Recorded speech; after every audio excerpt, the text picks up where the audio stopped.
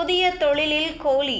பூமா நிறுவனமுடனான 300 கோடி ரூபாய் ஒப்பந்தத்தை புதுப்பிக்காத கோலி 40 கோடி ரூபாய் முதலீட்டில் தனது சொந்த பிராண்டை தொடங்கியுள்ளார். அவரது சொத்து மதிப்பு 1000 கோடி ரூபாய். கிரிக்கெட் ரசிகர்கள் ஏழைகளாக இருந்தாலும் வீரர்கள் காட்டில் எப்போதும் மழைதான். அடுத்த மைல்கல்லை எட்டிய பிரக்ஞானந்தா உலகத்தை மீண்டும் திரும்பி பார்க்க வைத்தார். கேண்டிடேட்ஸ் தொடரில் பங்கேற்கும் முதல் இந்திய வீரர் என்ற சாதனையை பெறுகிறார். வென்றால் முதல் பரிசு சுமார் 73 கோடி ரூபாய். பப் விடுதி விபத்து வழக்கில் உரிமையாளர் வெளிநாடு தப்பி ஓட்டம். காவல்துறையின் அலட்சியத்திற்கு பல தரப்பினரும் கண்டனம். தாய்லாந்தில் இருந்து இரங்கல் செய்தி வெளியிட்ட உரிமையாளர். குஜராத்தில் கள்ளச்சாராய ஆறு ஓடுகிறது. போதை மருந்துகளின் சந்தையாக உள்ளது. குஜராத்தில் 30 ஆண்டுகால பாஜக ஆட்சி முடிவுக்கு வரப்போகிறது. ஆம் ஆத்மி தலைவர் அரவிந்த் கெஜ்ரிவால் திட்டவட்ட அறிவிப்பு. சவுதி கத்தார் இடையே புதிய மின்சார விரைவு ரயில் திட்டம் அறிமுகம். இந்த திட்டத்தில் 2,70,000 கோடி பொருளாதார வளர்ச்சி. இந்தியர்கள் உள்ளிட்ட 30,000 பேருக்கு வேலை. 300 கிலோமீட்டர் வேகத்தில் சீறி பாயும் ரயில். கடலுக்குள் 8வது அதிசயம். நார்வே கட்டி எழுப்பும் பிரம்மாண்ட சுரங்கம். உலகில் கண்டுபிடிக்கப்பட்ட அத்தனை நவீனங்களையும் கொண்டு தீவிர வேலை. 1200 அடி ஆழத்தில் கடலுக்குள் ஒரு சூறாவளி பயணம். புதிய தொழிலில் கோலி. பூமா நிறுவனமுடனான 300 கோடி ரூபாய் ஒப்பந்தத்தை புதுப்பிக்காத கோலி 40 கோடி ரூபாய் முதலீட்டில் தனது சொந்த பிராண்டை தொடங்கியுள்ளார். அவரது சொத்து மதிப்பு 1000 கோடி ரூபாய். கிரிக்கெட் ரசிகர்கள் ஏழைகளாக இருந்தாலும் வீரர்கள் காட்டில் எப்போதும் மழைதான். விளையாட்டு தொழிலில் புதிய அத்தியாயத்தை தொடங்க உள்ளார் இந்திய கிரிக்கெட் வீரர் விராட் கோலி. இந்திய கிரிக்கெட் அணியின் முன்னாள் கேப்டன் விராட் கோலி விளையாட்டு தொழிலில் புதிய அத்தியாயத்தை தொடங்கியுள்ளார். 18 என்ற அவரின் சொந்த லைஃப் ஸ்டைல் பிராண்டான அகிலிட்டாஸ் என்ற ஸ்போர்ட்ஸ் வேர் பிராண்டுடன் இணைந்ததற்கான அறிவிப்பை அவர் வெளியிட்டுள்ளார். இதில் கோலி 40 கோடி ரூபாய் முதலீடு செய்துள்ளதாக கூறப்படுகிறது. கடந்த 8 வருடங்களாக பூமா நிறுவனத்தின் பிராண்ட் அம்பாசிடராக கோலி இருந்து வந்தது குறிப்பிடத்தக்கது. தற்போது அந்த 300 கோடி ரூபாய் ஒப்பந்தத்தை புதுப்பிக்காமல் தனது புதிய பிராண்டை நிறுவும் முயற்சியில் அவர் ஈடுபட்டுள்ளார். தனது புதிய திட்டத்திற்கான அறிவிப்பை சமூக வலைதள பதிவின் மூலம் கோலி வெளியிட்டுள்ளார். கிரிக்கெட் விளையாட்டில் பல சாதனைகளை படைத்த கோலி தற்போது தொழில்துறையில் தனது கவனத்தை திருப்பியுள்ளார். டெஸ்ட் போட்டிகளில் இருந்து ஓய்வு பெற்ற அவர் தற்போது ஒருநாள் மற்றும் T20 போட்டிகளில் மட்டும் விளையாடி வருகிறார். விராட் கோலியின் சொத்து மதிப்பு 1000 கோடி ரூபாய் ஆகும். அவரது தந்தை சாதாரண அரசு ஊழியர் ஆவர். ஆனால் கிரிக்கெட்டின் மூலம் இன்று 1000 கோடிக்கு அதிபதியாகியுள்ளார் கோலி.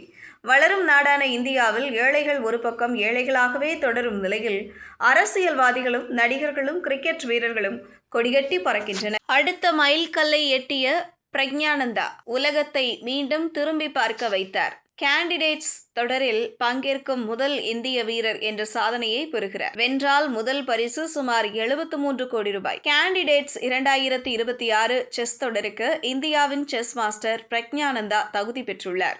இந்திய செஸ் மாஸ்டர் பிரக்ஞானந்தா கேண்டிடேட்ஸ் 2026 தொடரில் விளையாடுவதை உறுதிப்படுத்தியுள்ளார்.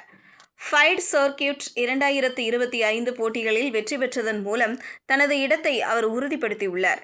இத்தொடரில் பங்கு பெறும் ஒரே இந்திய ஆண் செஸ் வீரர் என்ற சிறப்பையும் அவர் பெற்றுள்ளார். இந்த வருடம் லண்டன், ருமேனியா உள்ளிட்ட பல்வேறு இடங்களில் நடைபெற்ற செஸ் போட்டிகளில் வெற்றி பெற்று இவர் சாதனை படைத்துள்ளார்.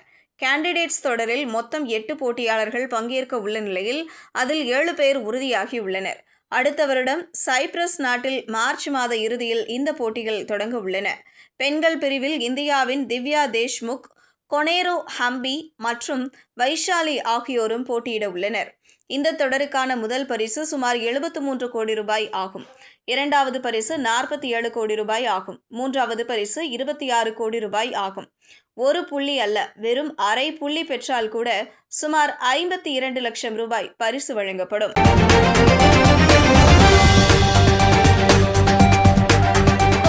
பப் விடுதி விபத்து வழக்கில் உரிமையாளர் வெளிநாடு தப்பி ஓட்டம். காவல்துறையின் அலட்சியத்திற்கு பல தரப்பினரும் கண்டனம்.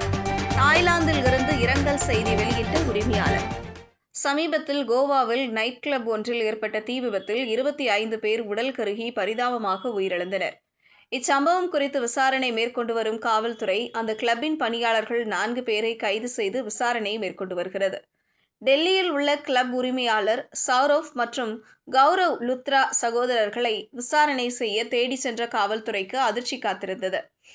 சம்பவம் நடைபெற்ற சில மணி நேரங்களிலேயே இருவரும் அதிகாலை விமானத்தின் மூலம் தாய்லாந்து நாட்டிற்கு தப்பிச் சென்றது தெரியவந்துள்ளது. விசாரணை எதிர்கொள்வதில் இருந்து தப்பிப்பதற்காகவே வெளிநாட்டிற்கு அவர்கள் சென்றுள்ளதாக காவல்துறை நம்புகிறது.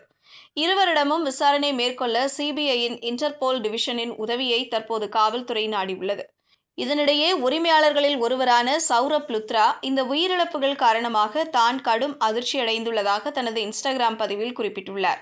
அனைத்து விதமான ஒத்துழைப்புகளையும் உதவிகளையும் தனது நிறுவனம் வழங்கும் என்றும் அவர் கூறியுள்ளார்.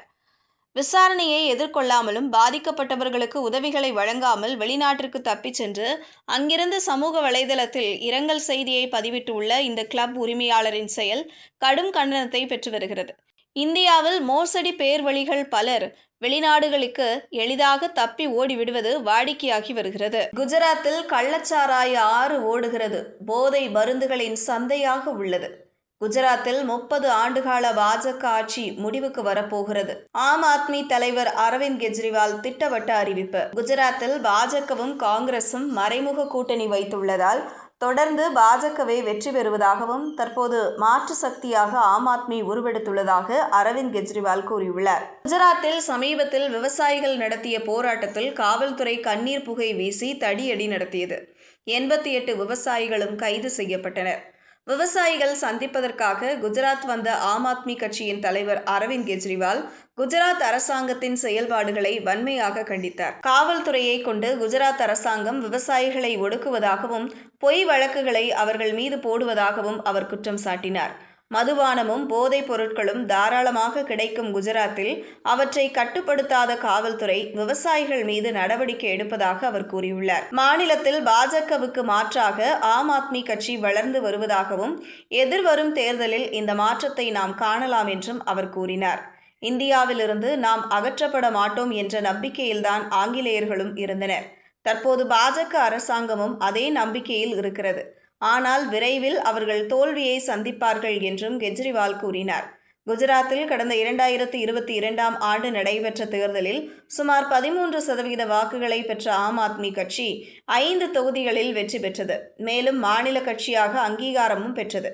குஜராத், பஞ்சாப், டெல்லி, கோவா ஆகிய 4 மாநிலங்களில் மாநில கட்சியாக அங்கீகாரம் பெற்றதால் தேசிய கட்சி அந்தஸ்தும் அக்கட்சிக்கு கிடைத்துள்ளது. குஜராத்தில் காங்கிரசின் பலவீனம் காரணமாகவே அங்கு தொடர்ந்து பாஜக வென்று வருவதாக ஆம் ஆத்மி தொடர்ந்து குற்றம் சாட்டி வருவதோடு வேகமாக வளர்ந்து வருவது குறிப்பிடத்தக்கது. சவுதி, கத்தார் இடையே புதிய மின்சார விரைவு ரயில் திட்டம் அறிமுகம். இந்த திட்டத்தில் 2,70,000 கோடி பொருளாதார வளர்ச்சி. இந்தியர்கள் உள்ளிட்ட 30,000 பேருக்கு வேலை. சேக் பண்ணி நடக்கிறீங்க. டேய், போலீஸ் வேஷம் போட்டா அடிக்கணும். சேக் வேஷம் போட்டா சேக் பண்ணா என் பீக்கு.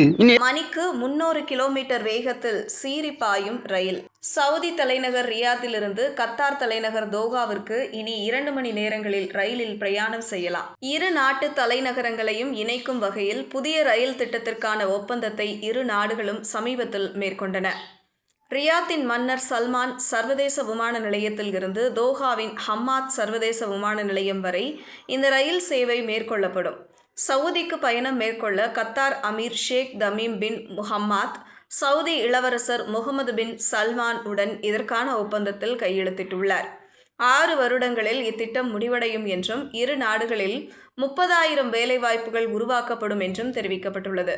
ஆண்டுக்கு 10 மில்லியன் பயணிகள் இதன் மூலம் பயனடைவர் என்றும் மேலும் கூறப்பட்டுள்ளது.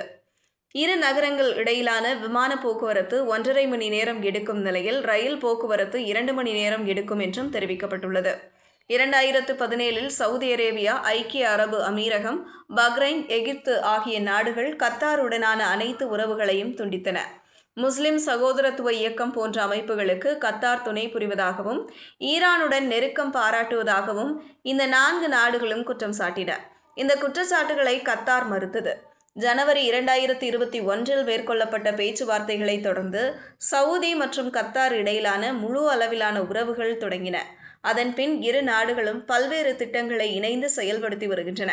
அதன் ஓர் அங்கமாகவே இந்த மின்சார ரயில் திட்டம் அறிமுகம் செய்யப்பட்டுள்ளது. கடலுக்குள் 8வது அதிசயம், நார்வே கட்டி எழுப்பும் பிரம்மாண்ட சுரங்கம். உலகில் கண்டுபிடிக்கப்பட்ட அத்தனை நவீனங்களையும் கொண்டு தீவிர வேலை. 1200 அடி ஆழத்தில் கடலுக்குள் ஒரு சூறாவளி பயணம். என்னங்க எனக்கு ஒண்ணுமே புரியல. அதுதானப்பா எனக்கும் புரியல. கடலுக்கு அடியில் 1200 அடி ஆழத்தில் சுரங்க சாலையை அமைக்கும் பணியை நார்வே தீவிரப்படுத்தி வருகிறது. நார்வே தற்போது உலகிலேயே மிக நீளமானதும் மிக ஆழமுமான கடலுக்கு அடியில் சுரங்கத்தை கட்டி வருகிறது. ராக்பாஸ்ட் என்று அழைக்கப்படும் இந்த சுரங்கம் 27 கிலோமீட்டர் நீளமும் கடல் மட்டத்திற்கு கீழே 392 மீட்டர் ஆழமும் கொண்டதாக இருக்கும். இது மேற்கு நார்வே கடற்கரை பகுதியில் பயண நேரத்தை பெரிதும் குறைப்பதற்கும் பெர்கன் மற்றும் ஸ்டாவெங்கர் போன்ற முக்கிய நகரங்களுக்கு இடையிலான போக்குவரத்தை எளிதாக்குவதற்கும் திட்டமிடப்பட்டுள்ளது. ராக்பாஸ்ட் சுரங்கத்தின் கட்டுமானம் முதலில் 2018இல் தொடங்கியது. ஆனால் செலவு அதிகரிப்பின் காரணமாக 2019இல் பணிகள் நிறுத்தப்பட்டன. புதுப்பிக்கப்பட்ட ஒப்பந்தங்களுடன் 2021இல் மீண்டும் தொடங்கப்பட்ட இத்திட்டம் 2033இல் சுமார் $2.4 பில்லியன் செலவில் நிறைவடையும் என எதிர்பார்க்கப்படுகிறது. முடிவடைந்த பின்னர் 2 நகரங்களுக்கு இடையிலான பயண நேரத்தை 40 நிமிடங்கள் குறைக்கும். இந்த சுரங்கத்தில் 2 தனி குழாய்கள் இருக்கும். ஒவ்வொன்றிலும் 2 சாலை பாதைகள் அமைக்கப்படும். நடுவில் 260 மீட்டர் ஆழத்தில் இரட்டை வட்டச்சாலை கட்டமைப்பும் இருக்கும். இது குவிட்ஸாய் தீவுக்கு செல்லும் இணைப்பு சுரங்கத்துடன் இணைக்கப்படும். இத்திட்டத்தில் மிக கடினமான தொழில்நுட்ப சவால்கள் உள்ளன. 2 முனைகளிலிருந்தும் ஒரே நேரத்தில் துளையிடப்படுவதால் நடுவில் வெறும் 5 சென்டிமீட்டர் பிழை வரம்பில் துல்லியமாக சந்திக்க வேண்டும். இதற்காக லேசர் ஸ்கேனர்கள் மூலம் ஒரு வினாடிக்கு 20 லட்சம் தரவு புள்ளிகளை பதிவு செய்யும் டிஜிட்டல் ட்வின் தொழில்நுட்பம் பயன்படுத்தப்படுகிறது. கடலுக்கு அடியில் 300 முதல் 392 மீட்டர் ஆழத்தில் பணியாற்றுவதால் உப்பு நீர் கசிவுகள், காற்றோட்டம் மற்றும் பாதுகாப்பு போன்ற பிரச்சனைகளும் எதிர்கொள்ளப்படுகின்றன. நீளமான சுரங்கம் என்பதால் ஜெட் ஃபேன் காற்றோட்ட முறைகள், மீட்பு பாதைகள், கேமராக்கள், ரேடார் கண்காணிப்பு போன்ற வசதிகளும் சேர்க்கப்படுகின்றன. இத்திட்டம் பிராந்திய பொருளாதாரத்தையும் வேலைவாய்ப்புகளையும் மேம்படுத்தும் என நம்பப்படுகிறது. புதிய தொழிலில் கோலி. பூமா நிறுவனமுடனான 300 கோடி ரூபாய் ஒப்பந்தத்தை புதுப்பிக்காத கோலி 40 கோடி ரூபாய் முதலீட்டில் தனது சொந்த பிராண்டை தொடங்கியுள்ளார். அவரது சொத்து மதிப்பு 1000 கோடி ரூபாய். கிரிக்கெட் ரசிகர்கள் ஏழைகளாக இருந்தாலும் வீரர்கள் காட்டில் எப்போதும் மழைதான். அடுத்த மைல்கல்லை எட்டிய பிரக்ஞானந்தா உலகத்தை மீண்டும் திரும்பி பார்க்க வைத்தார். கேண்டிடேட்ஸ் தொடரில் பங்கேற்கும் முதல் இந்திய வீரர் என்ற சாதனையை பெறுகிறார். வென்றால் முதல் பரிசு சுமார் 73 கோடி ரூபாய். பப் விடுதி விபத்து வழக்கில் உரிமையாளர் வெளிநாடு தப்பி ஓட்டம். காவல்துறையின் அலட்சியத்திற்கு பல தரப்பினரும் கண்டனம். தாய்லாந்தில் இருந்து இரங்கல் செய்தி வெளியிட்ட உரிமையாளர். குஜராத்தில் கள்ளச்சாராய ஆறு ஓடுகிறது. போதை மருந்துகளின் சந்தையாக உள்ளது. குஜராத்தில் 30 ஆண்டுகால பாஜக ஆட்சி முடிவுக்கு வரப்போகிறது. ஆம் ஆத்மி தலைவர் அரவிந்த் கெஜ்ரிவால் திட்டவட்ட அறிவிப்பு. சவுதி, கத்தார் இடையே புதிய மின்சார விரைவு ரயில் திட்டம் அறிமுகம். இந்த திட்டத்தில் 2,70,000 கோடி பொருளாதார வளர்ச்சி. இந்தியர்கள் உள்ளிட்ட 30,000 பேருக்கு வேலை. 300 கிலோமீட்டர் வேகத்தில் சீறி பாயும் ரயில். கடலுக்குள் 8வது அதிசயம். நார்வே கட்டி எழுப்பும் பிரம்மாண்ட சுரங்கம். உலகில் கண்டுபிடிக்கப்பட்ட அத்தனை நவீனங்களையும் கொண்டு தீவிர வேலை. 1200 அடி ஆழத்தில் கடலுக்குள் ஒரு சூறாவளி பயணம்.